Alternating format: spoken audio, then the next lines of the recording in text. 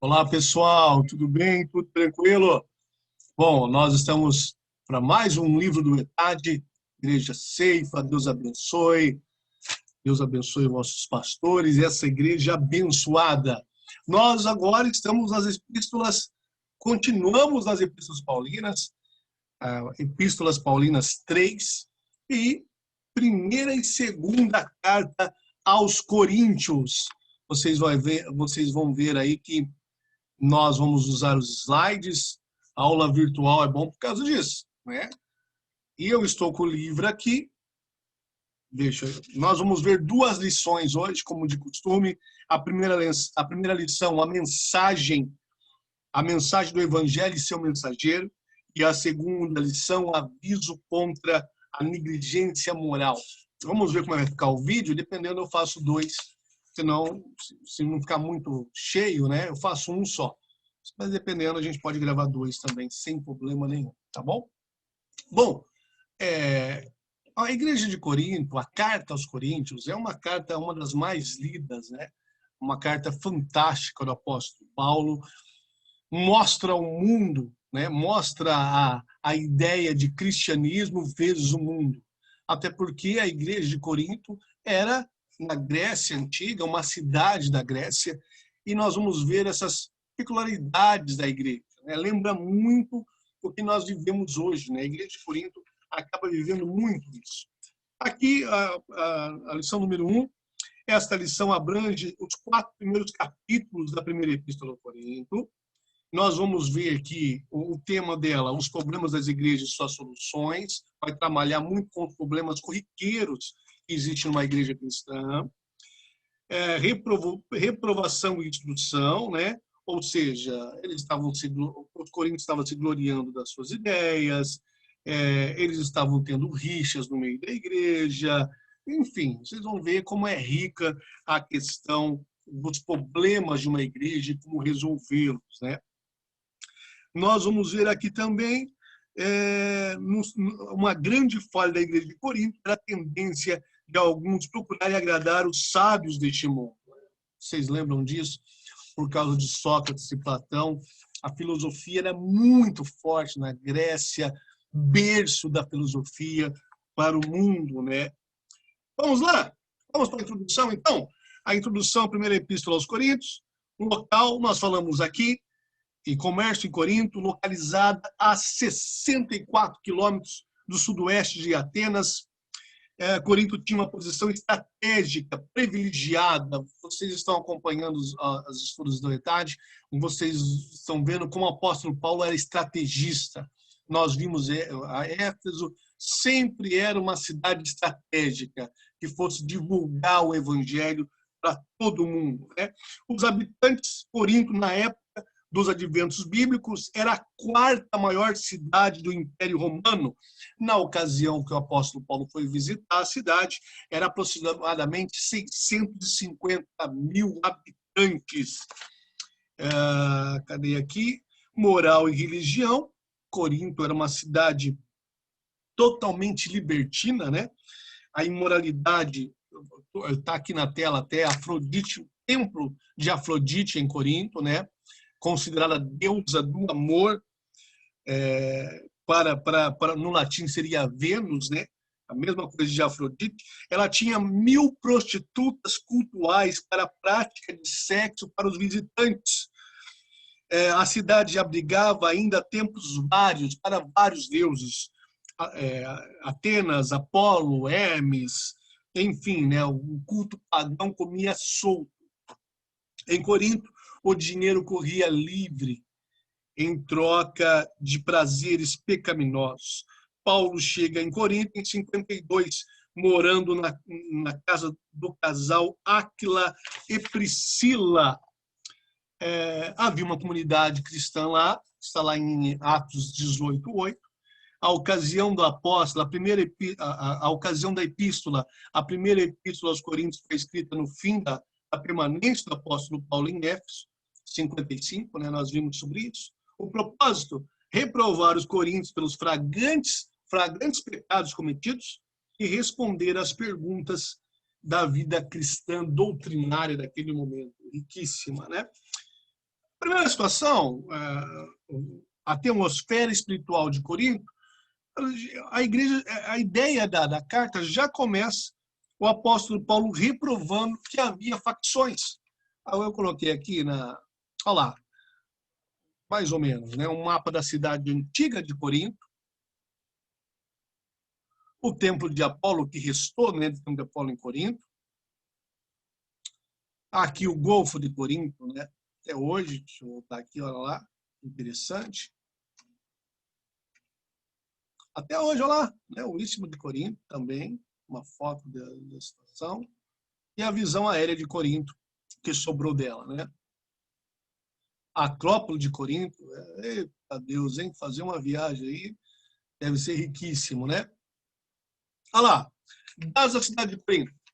As 3 principais cidades da Grécia: Atenas, a capital e centro intelectual; Esparta, centro militar; e Corinto, centro comercial mais importante, né? As grandes cidades de Roma Antiga: Roma, a capital do Império e maior principal cidade; Alexandria, maior e mais importante cidade da África; e Corinto, grande centro comercial portuário da Grécia, população com cerca de 400 mil habitantes. Eu já falei sobre isso, 80 quilômetros de Atenas, banhados por 2 mares, 2 grandes portos, ou seja, uma big cidade, né? Essa cidade que o apóstolo Paulo escolheu para pregar o evangelho. Olha lá que interessante, né? Tá ali a marca certinha de Corinto, o seu canal, como ela era estratégica, né? Um dos maiores centros comerciais, né? A maior parte do comércio entre Oriente e Ocidente passava por Corinto. O apóstolo Paulo enxergava nisso a expansão do evangelho, né? Aí nós chegamos no ponto que nós estamos falando, profundamente imoral e depravada, né? Cidade antiga mais depravada depois de Sodoma e Gomorra. O que tinha? Prostituição cultica, templo de Afrodite, deusa do amor; homossexualismo, templo de Apolo, deus da beleza masculina; carnalidade, isso aqui é interessante, corintianizar, se entregar aos desejos carnais sem limites, a cidade dos excessos, da volúpia. Ou seja, eles fizeram até um verbo, que era corintianizar. Corintianizar, que fosse um promíscuo, né? Se entregar aos desejos carnais era corintianizar. Imagina a situação, né? Imagina a pegada. O cristianismo em Corinto, nós falamos, Atos 18:1 vai falar sobre isso, cerca de 49 a 50 é a data. Durante a segunda viagem missionária do apóstolo Paulo, ele deixou ali, né, junto com Áquila e Priscila. Dificuldades e bênçãos, financeira, Atos 18:3, os judeus 18:6, o cristianismo apareceu. Você vai ver essa ministração em Atos 18. O apóstolo Paulo, ele começa defendendo que ele tinha a noção, a situação de pregar o evangelho. E aqui nós começamos com a igreja dividida. Olha lá, divisões na igreja. O apóstolo Paulo, então, começa dizendo, estou aqui na atmosfera espiritual de Corinto, que haviam facções. A facção de Paulo, a facção de Apolo, a facção de Pedro, a facção de Cristo. O apóstolo Paulo começa dizendo, olha, vamos parar, estamos todos em Cristo, né? Não, a igreja pertence a Cristo, né? Não tem que ter facção, não tem que ter grupinho, não tem que ter gente separada. Nós somos um corpo ou não somos. Ele chama a atenção, né? Uns gostavam mais de Apolo, uns gostavam mais de Pedro, uns gostavam mais de Paulo. E corta isso, né? Olha aqui o que diz. Trouxeram para Corinto um tipo de liberalismo antibíblico. Pregavam o evangelho, o espírito, e diziam, eu sou de Cristo, eu sou de Paulo, eu sou, né? Cada um tinha um grupinho. E ele fala, nós todos pertencemos a Cristo e não podemos tolerar tal divisão, né? Não podemos tolerar facções na igreja, de hipótese alguma, né? Não tem grupos,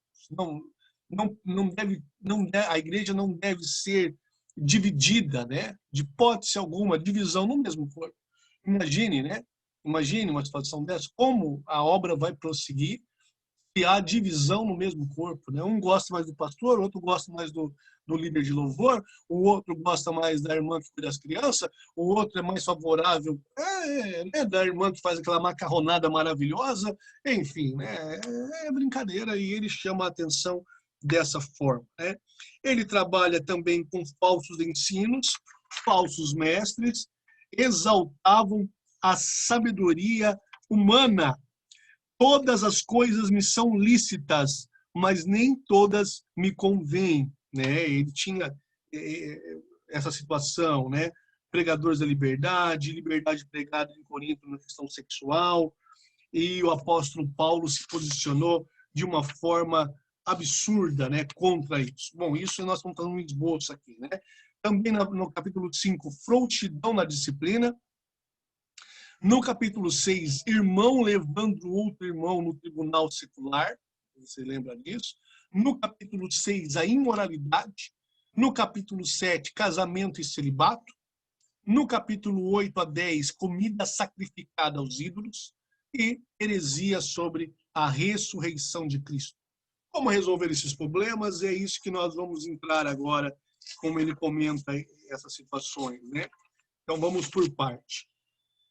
Ele inicia defendendo a pregação, né? Doutrina em ação. É a lógica em fogo, é a teologia chamas, é o raciocínio eloquente. A pregação é a tarefa mais importante do mundo. A maior necessidade da igreja é a maior necessidade do mundo, é a pregação, né? É a tarefa de pregar. Então o apóstolo Paulo inicia falando sobre isso, a posição do crente contra a igreja de Deus. Então ele faz aqui algumas recomendações. Ele começa iniciando o seguinte: olha só, santificados em Cristo, invocam o nome do Senhor Jesus, a graça de Deus e os dons de Deus. Essa é o primeiro momento que ele defende. E aqui algumas frases, né? Homens mortos tiram de si sermões mortos, e sermões mortos matam. Edward McIndry. Meu pai amado, alguém me ajuda aí, né? Vou ficar só no Eduardo. Ou seja, frase maravilhosa: homens mortos tiram de si sermões mortos matam. Aí esse eu sei, Charles Spurgeon, em nenhuma parte das escrituras se diz que prover entretenimento às pessoas é uma função da igreja. O apóstolo Paulo começa a carta defendendo o poder de Deus, a pregação da palavra, o revestimento como única possibilidade de transformação genuína. Aqui mais um pouquinho de Spurgeon, um dos maiores pregadores que Deus nos deu, prega o evangelho tendo em vista unicamente a glória de Deus, ou então segure suas línguas. A Bíblia, toda a Bíblia e nada mais do que a Bíblia é a religião da Igreja de Cristo. Meu papai, quanta pancada. O apóstolo faz aqui algumas inimigos, né? Os inimigos do apóstolo ao pregar a palavra. O maligno, os anticristos, né? O apóstolo Paulo estava sendo combatido. Os falsos profetas, os mercenários e o joio, né? O apóstolo Paulo estava defendendo, fala, vamos parar com isso, né? Não se pode negociar a verdadeira pregação da palavra. A gente não segura ninguém na igreja, né? Não tem jeito, não vamos segurar ninguém na igreja. Quem faz a obra é o Espírito Santo. Nós não temos a missão de ter uma igreja grande, nós temos a missão de ter uma igreja santa, separada. Né? Quem quiser que venha, mas nós não vamos negociar valores para segurar ninguém. Em nenhum momento, em nenhum instante, isso é negociado. A glória de Deus, 1 Pedro 4,11, se alguém fala, fale de acordo com os oráculos de Deus, para que em todas as coisas seja Deus glorificado por meio de Jesus Cristo, a quem pertence a glória, o domínio pelos séculos, quando dizem amém, amém. Então, nós pregamos a palavra para a glória de Deus. Outro, a glória de Deus na salvação dos pecadores. A pregação é feita para a regeneração desses pecadores. Nós, na igreja, como líderes, como pastores, como cristãos, nós defendemos que há uma regeneração, uma transformação. Venha como está, mas não fique como está.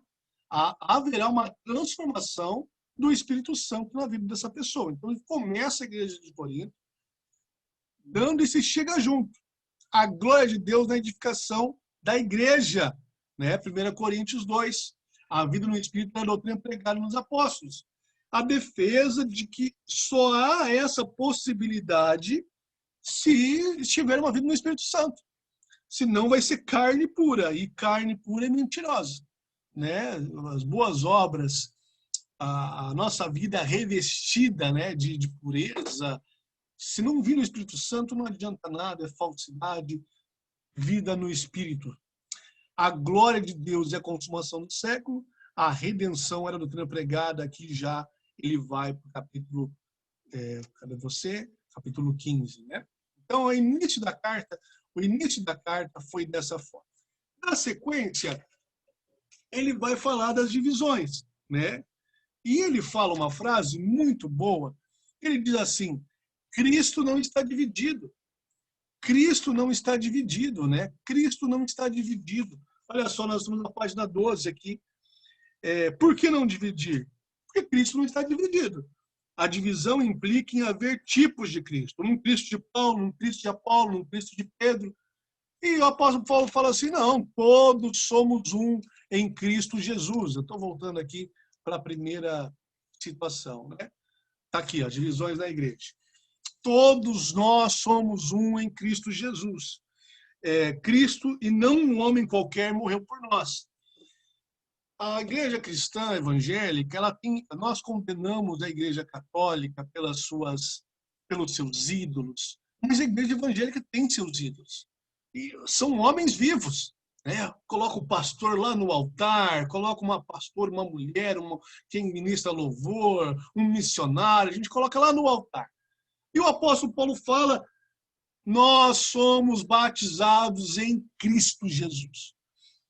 Quem morreu por nós foi Cristo Jesus. Aí ele glória nas alturas. Né? Olha aqui, baseado no erro dos Coríntios, estejamos concisos de que homens continuem a inventar Cristos para atender os seus caprichos religiosos. Ao invés do Cristo divino, inventam para si um Cristo, para eles que já não nasceu de uma virgem e não ressuscitou dos mortos. É isso. A gente coloca homens em pedestal e vai dar problema, não tenho dúvida disso, né? O povo de Deus precisa dos diferentes ministérios de obreiros, diversos. É a unidade do Espírito. Então, nós precisamos um dos outros. Nem colocamos ninguém em patamar mais alto, lá em cima, e glória a Ele, a glória é a Deus, e também nem fazemos divisão. Então, é o combate do apóstolo Paulo a facções da igreja, e quem está em facção está em pecado. O apóstolo Paulo deixa claro isso aqui, né? Nós estamos em Cristo Jesus. Vamos continuar? A segunda situação é a questão da sabedoria do mundo ante a sabedoria de Deus. O apóstolo Paulo vai dizer que eles eram orgulhosos, inchados, soberbos, por causa da sabedoria que Atenas exalava, que a Grécia exalava, né? Berço da filosofia.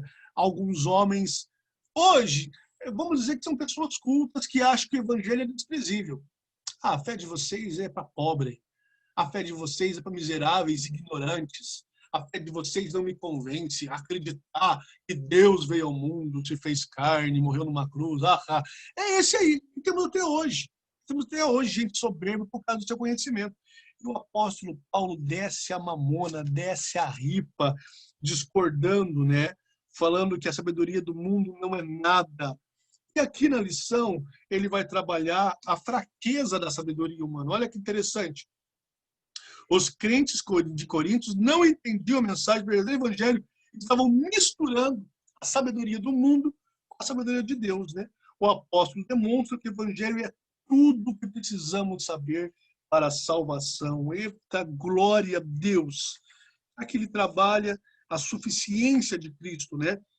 Todo verdadeiro crente está em Cristo Jesus. Versículos 30 e 31, né? Eu estou no capítulo 1 falando sobre isso, tá bom? Continuando na página 17, o apóstolo vai defender que o evangelho com poder. O apóstolo diz assim no versículo 3, capítulo 2, versículo 3. Foi em fraqueza, temor e grande temor que eu estive entre vós, né? Resolveu não falar nem pensar nada mais senão em Jesus Cristo e esse crucificado. Ou seja, ele trabalha que o evangelho de Deus é o poder de Deus. Eita glória! O evangelho é a sabedoria espiritual, o evangelho é contra o espírito deste mundo, e contra o espírito deste mundo existe o espírito de Deus. E daí ele trabalha dois tipos de homem, o homem natural e o homem espiritual. Você lembra disso? Quando fala homem, fala aqui da humanidade, homem e mulher. O homem natural é o carnal, é o que só pensa nas coisas da carne. Gálatas 5 vai falar sobre isso, né, nos frutos do Espírito e das obras da carne. O homem carnal, ele não consegue ver nada além do que está à sua frente, do físico, da matéria. E o homem espiritual é aquele convertido que já tem renovado seus olhos, renovado, consegue enxergar muito além do que está à sua frente. Eu espero que estejamos nisso. Ele continua falando sobre a frouxidão, né? No início do Evangelho, ainda no 1 Coríntios 3, né? Ele vai falar, antes da frouxidão, ele vai falar sobre o ministro, o ser servo. Nós vimos isso na carta do apóstolo Paulo aos Efésios, né? Ele vai falar sobre o cooperador da obra de Deus. E isso é algo interessante, gente, porque quando o seu pastor pede uma coisa, quando alguém da igreja pede algo para você, você está servindo a Deus, não ao homem. Quando você diz não, você não diz não para um pastor. Estou falando de coisas bíblicas, cristãs, dentro da igreja, tá bom? Nível da igreja cristã, pedidos feitos quanto à obra de Deus, tá?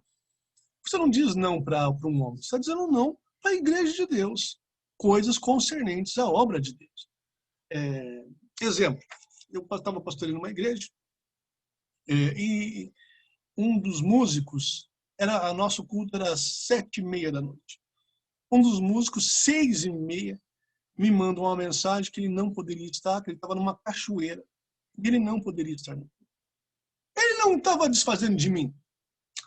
Ele não estava desfazendo dos outros ministros de louvor. Ele estava desfazendo de Deus. A obra não é minha. Não é uma fábrica minha, não é um comércio meu. Eu sou apenas um servo ministrando a uma igreja. Naquele momento, naquele contexto. O que ele estava fazendo, o desserviço dele, a falta de compromisso dele, não era comigo, é com Deus. Então, nós somos cooperadores, aqui está no capítulo 3, versículos de 6 a 9, nós somos cooperadores de Deus. Nós servimos a Deus e devíamos levar isso a sério, porque um dia vão pedir conta para nós do fruto que nós demos e do que nós entregamos. Pense nisso. Nós somos servos de Deus. Amém? Continuando aqui, ele vai falar do construtor e destruidor, interessantíssimo, né? Falando do templo, capítulo 3, versículos de 10 ao 23. E agora ele continua falando do despenseiro das riquezas de Deus. Ou seja, a fidelidade, e daí eu aplico, além do ministro, a todos os cristãos. O apóstolo Pedro vai dizer que nós somos sacerdotes. E aqui eu continuo, né? Que os homens nos considerem ministros de Cristo, despenseiros dos mistérios de Deus. Né? Amor do Pai, olha só, somos esbofeteados, batidos com punho. Refere-se muitas vezes, Paulo foi atacado, né? Tem gente que acha que servir a Deus vai cair aplausos. Aí, gente, é perseguição, pau quebra no ombro, o mal se levanta, os falsos irmãos se levantam. Ixi, a gente é provado tudo que é lado. Popular pede para sair. mas a gente se agarra e fala, estou servindo a Deus, vou continuar porque eu sirvo a Deus e não ao homem. Ó, não tira a mão do arado, não. Né? Aqui, para fechar a primeira lição, ele vai falar do amor do Pai. Nós estamos no capítulo 4. O verdadeiro ministro de Deus deve ter amor de pai para com o rebanho que lhe foi confiado. O apóstolo Paulo tinha essa virtude. Foi ele quem levou o evangelho aos Coríntios e conduziu a Cristo e ajudou a nutri-los. Na sequência, Paulo enviou Timóteo a Corinto para lhe lembrar mais perfeitamente seus caminhos em Cristo.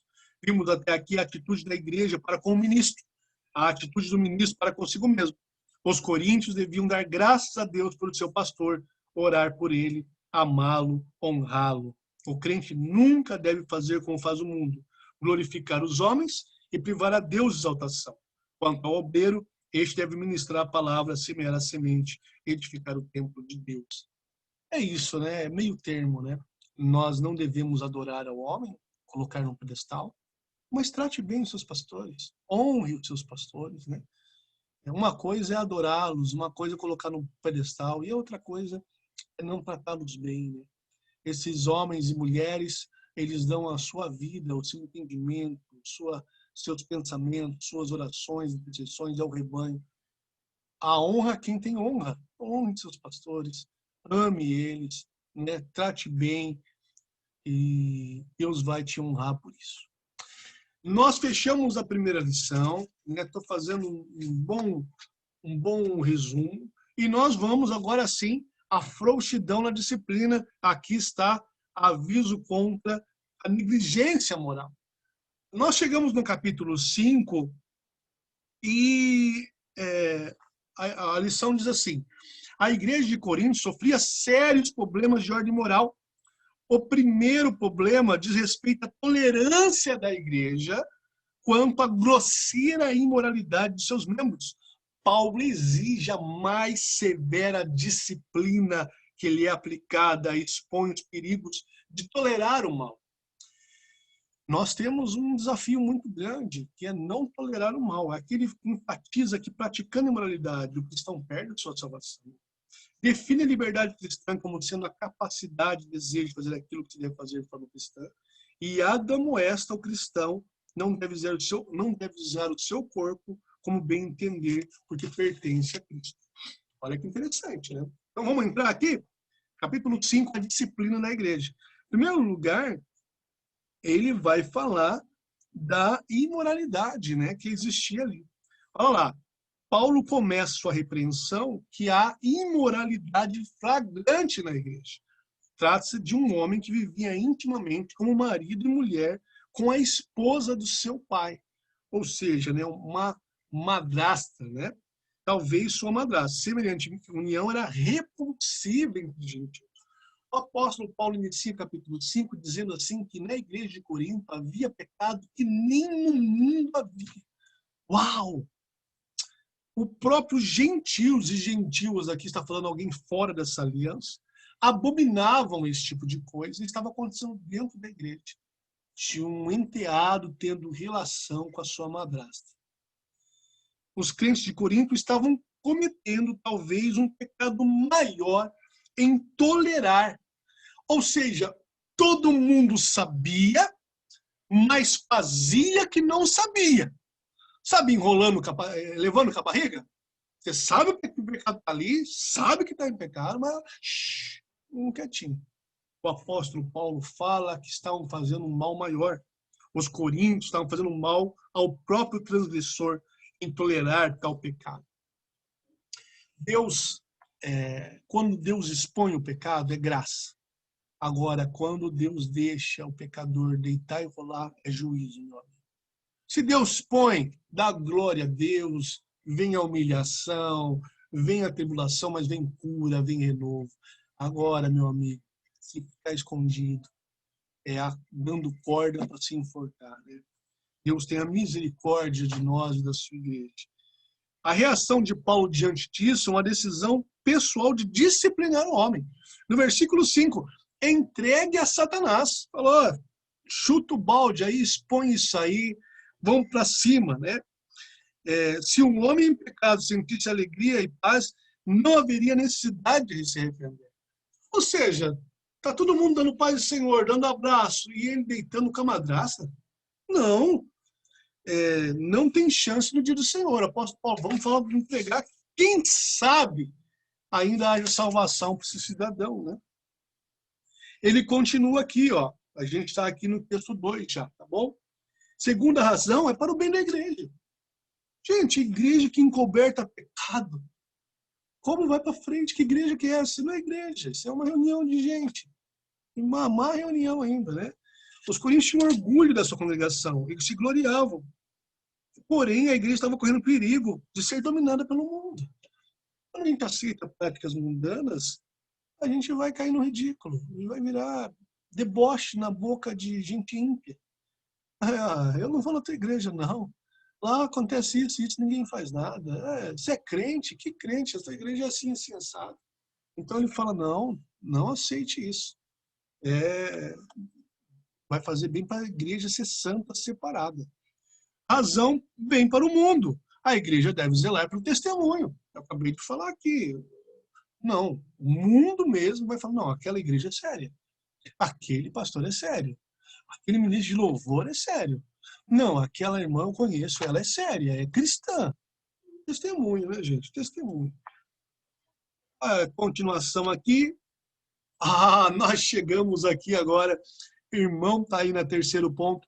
Irmão levando outro irmão em julgamento. Interessante, né?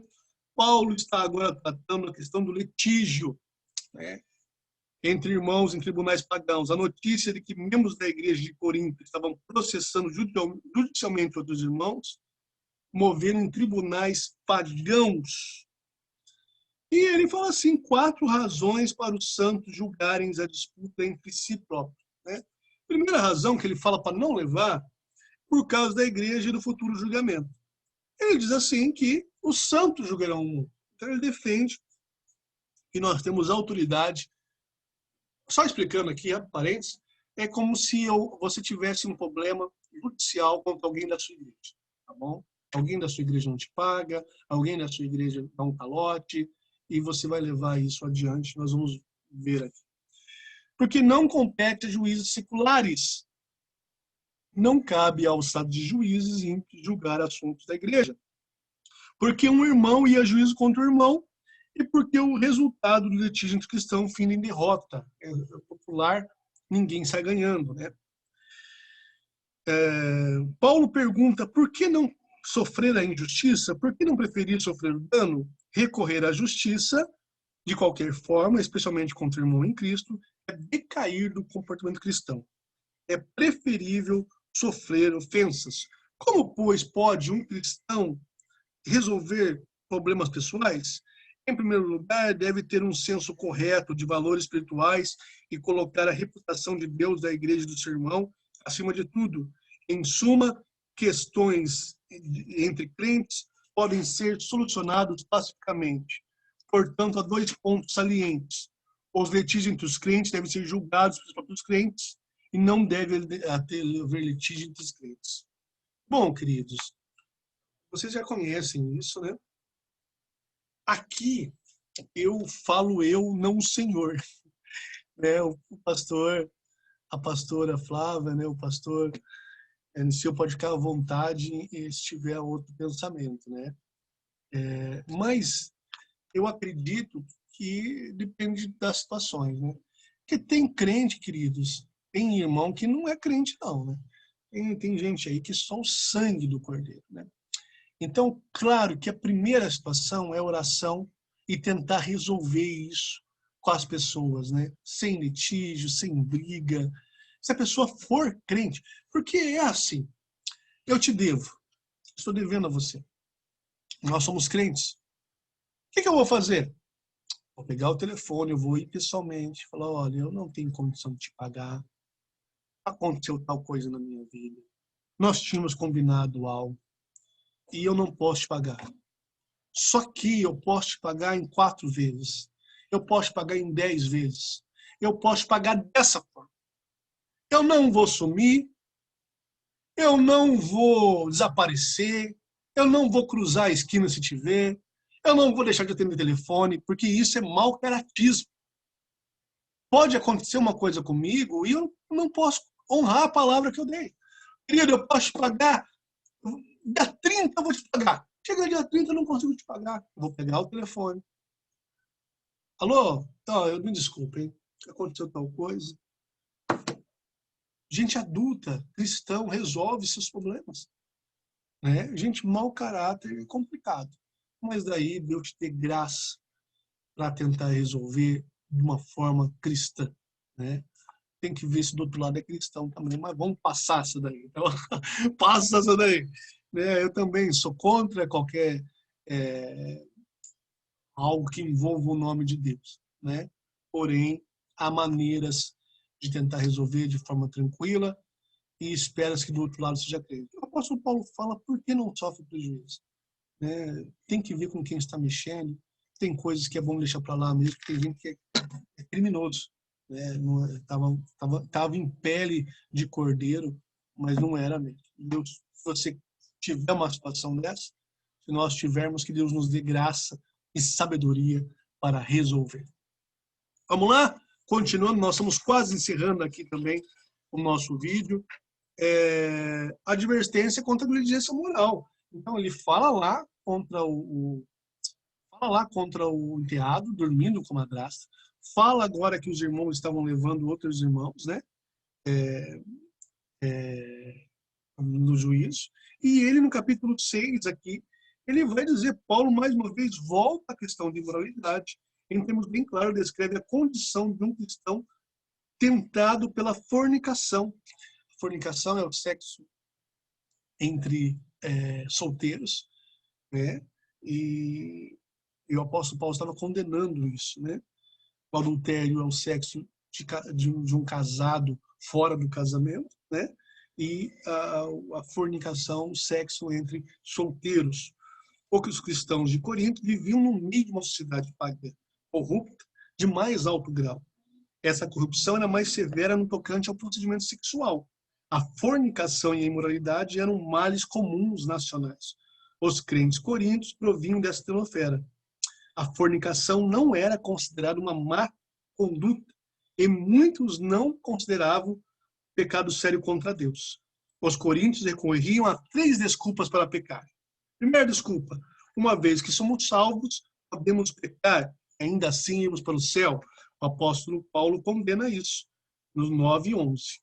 Segunda desculpa, como cristãos, temos liberdade, estamos livres da lei.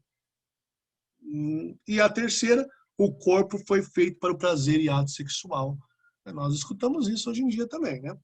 O apóstolo Paulo responde, em primeiro lugar, o injusto não herdará o reino de Deus. Paulo declara, não sabeis que os injustos não herdarão o reino de Deus? Na segunda, ele critica, o cristão pode ser enganado. Parece que alguns estavam ensinando a segurança eterna e incondicional da salvação. Nas outras palavras, Paulo estava dizendo, se alguém diz que o crente pode viver no prazer carnal e herdar o reino de Deus, está enganado. Há cristãos que sustentam que o homem não pode cair da graça. Mesmo assim, herdar o reino de Deus. Afirmam que o cristão pode praticar fornicação, idolatria, adultério, homossexualismo, furto, cobiça, e ainda assim herdar o reino dos céus. O apóstolo diz, não vos enganeis. Uau! Né? Não vos enganeis. No versículo 9. Não será assim. E daí ele vai trabalhar o princípio de liberdade, né? Ele fala que a liberdade, você tem liberdade, mas ele diz, todas as coisas me convêm, mas nem todas as coisas são lícitas, né? São lícitas. O apóstolo Paulo declara isso, né?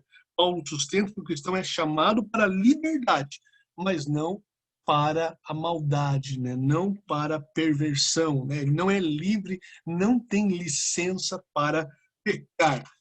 Nós estamos caminhando aqui.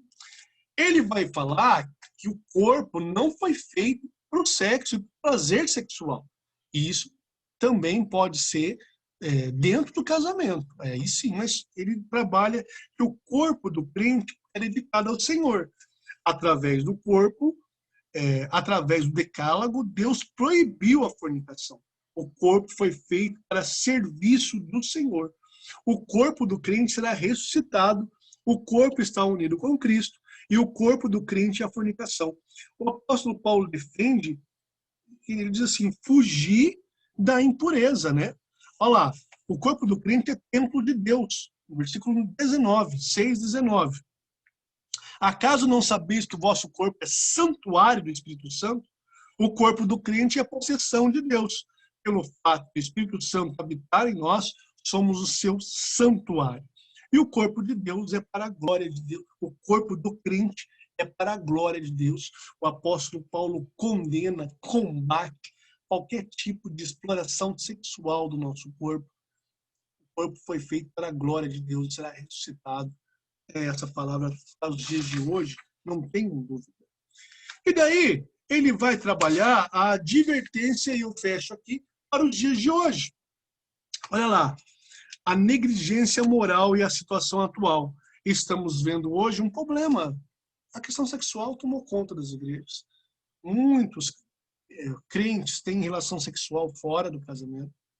Muitos crentes têm problemas com pornografia seríssimos. E aqui, ó, a lição vai trabalhar. Examinamos alguns males decorrentes da pornografia. Destrói o amor do homem por Deus, pela sua esposa e pelos seus filhos. Destrói o casamento através do adultério, ainda que mental. Distorce o conceito humano sobre amor e escraviza o homem. E quando fala homem, aqui está falando de homem e mulher, tá bom? Da humanidade. Concupiscência.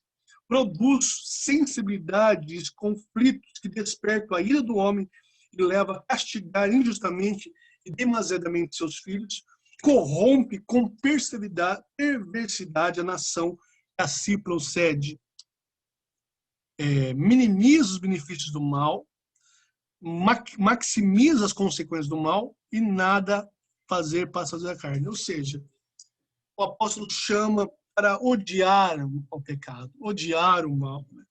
E, com certeza, é um desafio para nós, nesse século, é um desafio para nós, nesse momento, a pureza, né?